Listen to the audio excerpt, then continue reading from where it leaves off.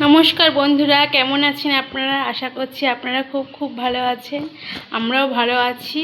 আজকে জানেন তো প্রচণ্ড গরম লাগছে। এই দুদিন তো গরম পড়েছেই, কিন্তু আজকে মনে হচ্ছে তার থেকেও বেশি গরম। আজকে আবার শুনলাম সকালে একটু বৃষ্টিও হয়েছে, ওই এক দু ফোঁটা বৃষ্টি হয়েছে। আমাদের বাড়িতে যে কাজ করে মেড সার্ভেন্ট আমাদের, সে দিদি এসেছিলো। উনি তো সকালবেলা ঘুম থেকে ওঠে, তাই বললো যে সকালবেলা দেখলাম এক দু ফোঁটা বৃষ্টি হলো। আর জানেন তো আমিও ঘুম থেকে ওঠার পর দেখলাম খুব ঠান্ডা একটা হাওয়া আসছে। মনে হলো কোথাও যেন বৃষ্টিটা হয়ে গেছে, আমাদের এখানে হয়নি।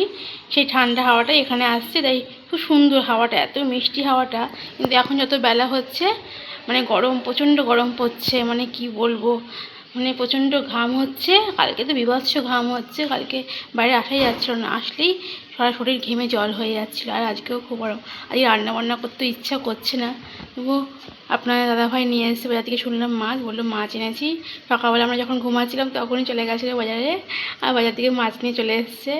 তাই এখন সকালে টিফিন করব, টিফিন করার পর মাছটা ধুয়ে নেবো, মানে মাছটা বেলা হলে না আর পচে যেতে পারে, যা গরম পড়েছে। চলুন তাহলে এখন সকালে টিফিনটা করে নিই। ছেলে মেয়ে দেখলাম ঘুম থেকে উঠে পড়লো। আমি ঘুম থেকে উঠে যাওয়ার পরই ওদের ব্রেকফাস্ট দিয়ে দিলাম দুধ। ওদের সাধারণত ব্রেকফাস্টে দুধই খায়। আর মেয়ে বলে কি, মা দুধ না খেলে না আমার ভালো লাগে না, তাই ওর ব্রেকফাস্টে দুধ খায়, আবার সন্ধ্যেবেলাও দুধ খায়। বলে দুধ না খেলে আমার ভালো লাগে না, তাই দুধ ওদের চাই, আমার ছেলেরও চাই, মেয়েরও চাই।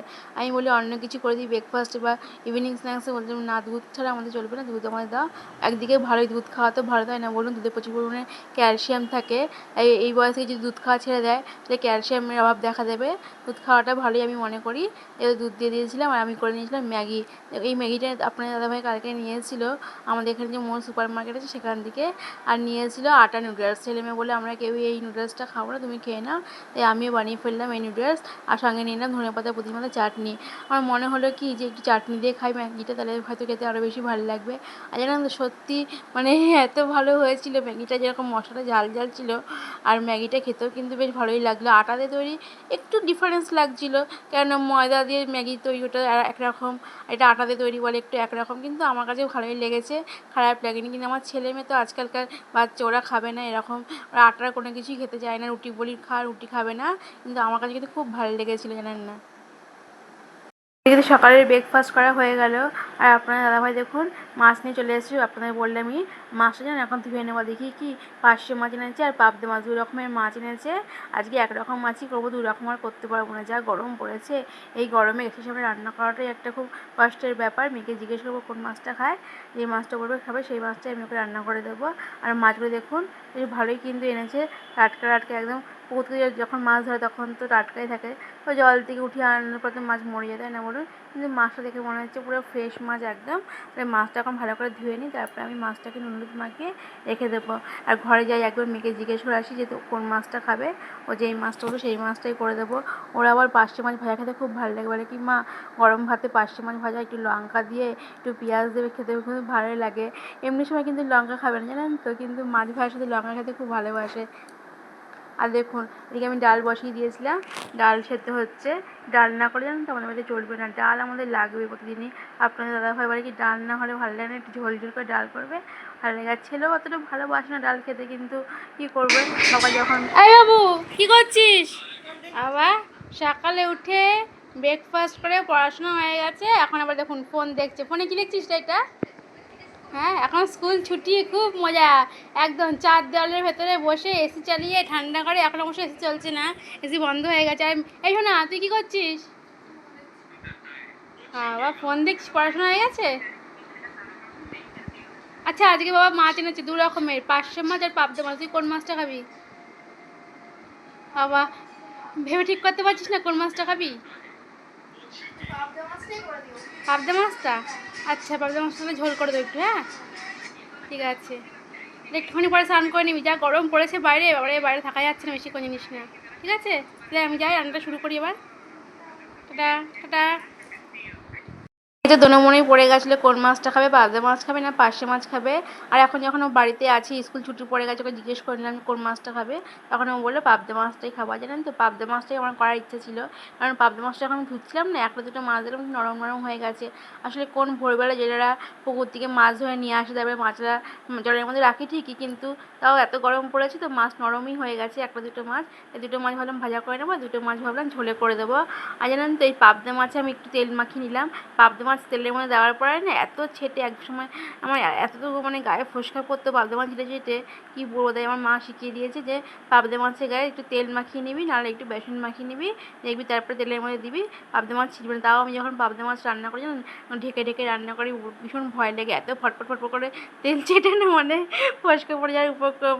এই জন্য ঢেকে ঢেকে রান্না করাটাই ভালো পাবদা মাছ। ওই পাবদা মাছ রান্না করা আমার হয়েই গেল জানেন তো, জানলার কাছে রেখে দিয়েছিলাম এই আমসত্ত্ব থালাটা। আমসত্ত্ব দেখুন পুরো শুকিয়ে গেছে একদম। তাও একটু দেখে নেব, যদি দেখি একদম শুকিয়ে গেছে তাহলে আমসত্ত্ব তুলে ফেলবো। আর আমসত্ত্বর কালারটা দেখুন কি সুন্দর হয়েছে, দোকানে যে আমসত্ত্ব থাকে এরকম না কালারটা থাকে, মানে হলুদ হলুদ। আর আমার আমসত্ত্ব কালারটা দেখুন কি সুন্দর লাল লাল হয়েছে, দেখতেও বেশ ভালো লাগে, হয়তো খেতেও ভালো লাগবে। আর জানেন তো বিকালবেলা এখন আমি দাঁড়িয়েছি আমার জানলার কাছে, এটা আমার দক্ষিণ দিকের জানলা, দক্ষিণ দিকের জানলা দিয়ে এত সুন্দর হাওয়া দেয় না, তার জন্য আমি দাঁড়িয়ে রয়েছি এখানে দেখছি। দেখুন এই বিড়ালের বাচ্চা তার মা দেখুন কি সুন্দর দুজনে মিলে খেলা করছে। জানেন তো দুটো বিড়ালের বাচ্চা হয়েছিল, একটা বিড়ালের বাচ্চা মারা গেছে, হয়তো অসুখ করেছিল তাই মারা গেছে, তারপরে দেখতে পাইনি বিড়ালের বাচ্চাটাকে। আর দেখুন আর একটা বিড়ালের বাচ্চা রয়েছে, আর কী করছে মার সঙ্গে খেলাখেলি, আপনারা দেখতে থাকুন কী করছে, আপনারা শুধু দেখুন। আমি কিন্তু দাঁড়িয়ে দাঁড়িয়ে দেখছিলাম, আমার এত ভালো লাগছিলো, এই জন্য আমি ভিডিওটি করলাম যে আপনাদের দেখাবো বলে।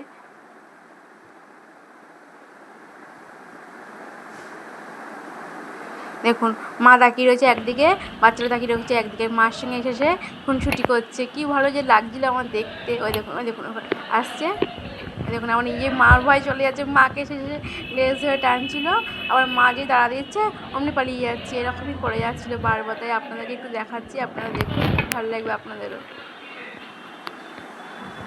ওই দেখুন ওখানে বসে রয়েছে আর একটা বিড়াল, ওই বড় একটা বিড়াল ওখানে বসে আছে, ও দেখছে এই বিড়ালদের কাণ্ড কারখানা।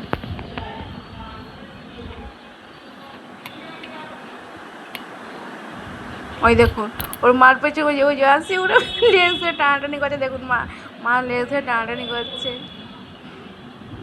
মা চুপ করে বসে আছে আর ও লেজ ধরে টানাটানি করছে, আর মা যে তাড়া দিচ্ছে আবার পালিয়ে যাচ্ছে।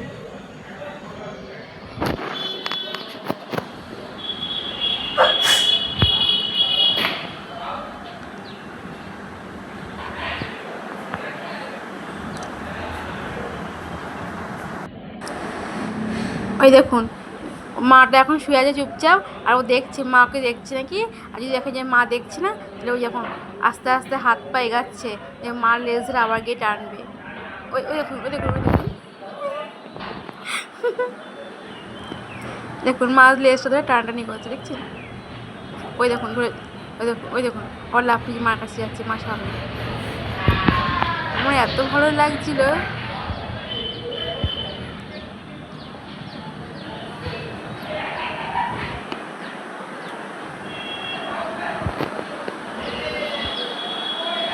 আবার জানেন তো ওই একটা আম গাছের পাশে একটা জাম গাছ আছে, সেই জাম গাছের মধ্যে লাফিয়ে লাফিয়ে উঠে পড়েছিল, সেই ভিডিওটি আমি করতে পারিনি।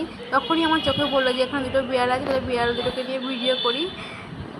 আর বাচ্চাটা এত মানে ছোটো বাচ্চা কিন্তু গাছে উঠে গেছিলো, বাবারে বাবা, আমি দেখো অবাক হয়ে গেলাম।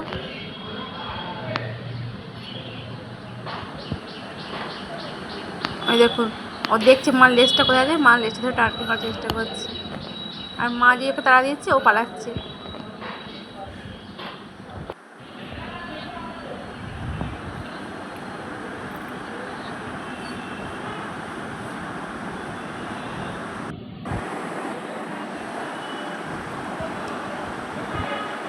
ওই দেখুন আস্তে আস্তে আস্তে আস্তে এগাচ্ছে, ওই দেখুন কী করছে, আর মা তাকিয়ে রয়েছে এবার। ওই দেখুন মা তাড়া দিয়েছে মা তাড়া দিয়েছে, দেখুন দেখুন বাবারে।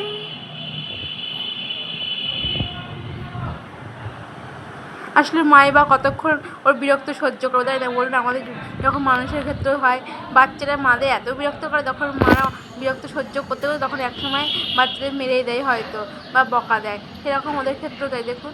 কী করছে, কি বিরক্ত করছে, মাটাকে শুয়ে চুপচাপ, মাকে শুতে দেবে না, লেজে টানাটানি করছে, এদিক সেদিক মানে বদমাশি শুরু করে দিয়েছে। এর মা সহ্য করতে পারছে, এবার মা তাড়া দিচ্ছে, আর ও কিন্তু বুঝতে পারছে যে মা রেগে গেছে, যে মার কাছে কিন্তু আসতেও ভয় পাচ্ছে, আশপাশ দিয়ে পালিয়ে যাচ্ছে।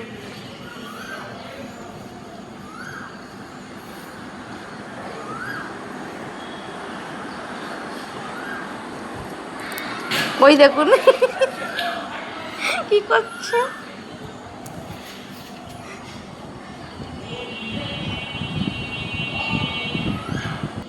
বিড়াল আর তার বাচ্চার খুনসুটি তো আপনারা দেখলেনই। আর এখন বিকালবেলায় প্রতিদিন আমি একটুখানি ব্যায়াম করি।